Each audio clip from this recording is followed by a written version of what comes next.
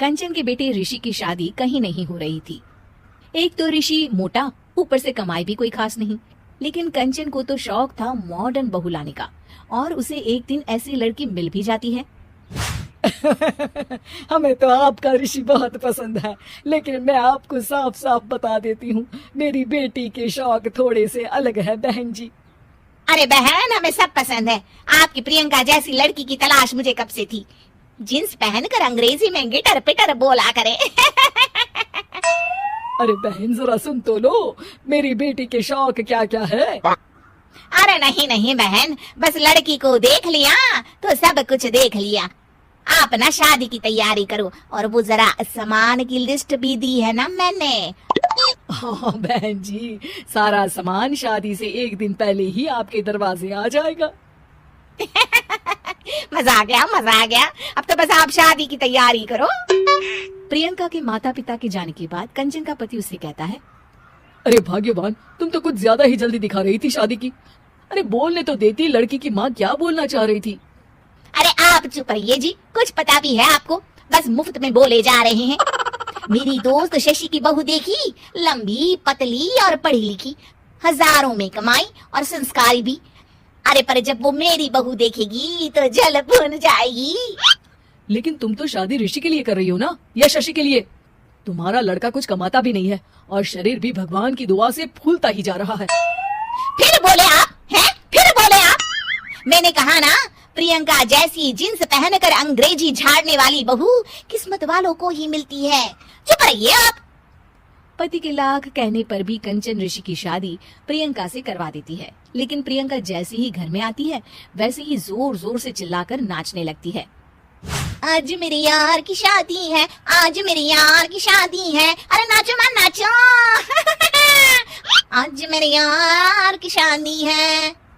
कंचन, उसका पति और ऋषि ये देखकर हैरान रह जाते हैं। लग रहा है बहू को शादी की बड़ी खुशी है। हाँ हाँ, बहू क्यों नहीं, हम भी नाचेंगे। अरे नाचो नाचो जी, मुंह क्या देख रहे हो, चलो चलो नाचो, बहू कह रही है। कंचन ये कहकर प्रियंका के साथ नाचने लगती है। ऋषि और उसके पिता वहाँ से चले जाते हैं। अगले दिन कंचन अपनी सहेलियों को प्रियंका से मिलवाने के लिए घर बुलाती है, जहाँ शशि भी आती है। अरे शशि, कैसी हो? मैं ना तुम्हें प्रियंका से मिलवाती हूँ। अरे सच में बहुत ही एडवांस सोच की लड़की है, कितने मॉडर्न ख्यालात है उसके, पता है तुम्हें? अरे हाँ कंचन, जरूर, बच्चों की शादी अच्छी ही होनी चाहिए। और वैसे भी तुझे तो शुरू से ही ऊंचे ख्याल की बहू चाहिए थी। तभी कंचन की सहेली कहती है, अरे कंचन बुलाओ ना प्रियंका को, हम भी मिल ले। अरे बहू प्रियंका, जरा बाहर तो आना। कई बार आवाज देने के बाद भी प्रियंका बाहर नहीं आती है, तो कंचन को बुरा लग जाता है। वो उसे लेकर बाहर आती है, लेकिन ये क्या, प्रियंका लड़खड़ाती हुई बाहर आती है और उसके हाथ में शराब की बोतल होती है। हालांकि शराब पीना स्वास्थ्य के लिए हानिकारक होता है और ये हमारी किडनी के लिए बहुत ही खतरनाक है, लेकिन कंचन की बहू प्रियंका पूरे नशे में होती है। अरे इतने सारे लोग। ये कहकर वो शशि के पास जाती है। आंटी जी, पत्ते खेलेंगी, पत्ते। अरे दूर हो, दूर हो, तुम्हारे मुंह से तो शराब की बदबू आ रही है। अरे कंचन, माना तुम्हें मॉडर्न बहू चाहिए, लेकिन आधुनिकता का मतलब ये तो नहीं ना। बुरा न मानना कंचन, तुम्हें पता था कि तुम्हारे बेटे की कमाई और शरीर दोनों ही ठीक नहीं है, तो तुम्हें उसी हिसाब की लड़की से शादी करवानी चाहिए थी। ऐसा कहकर सभी औरतें वहाँ से चली जाती है। तभी प्रियंका की माँ कंचन के घर आती है। अरे बहन जी, बड़ी चालाक निकली आप तो, बिना बताए अपनी पियक्कड़ बेटी मेरे लायक बेटे के गले में बांध दी। अरे हाय, बड़ी आई बिना बताए। उस दिन जब मैं ये बात बता रही थी तो तुम तो सुनने को भी तैयार नहीं थी, अब भुगतो तुम।